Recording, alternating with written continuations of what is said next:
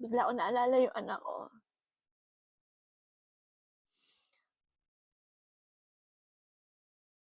Miss ko na yung aking anak. Anak, how do you heal my broken heart? Papa Jesus, how do you heal my broken heart? I just can't let go. I just can't let go. How do you heal a broken heart?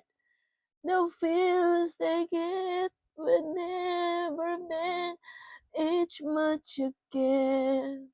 Oh no, I just can't let go.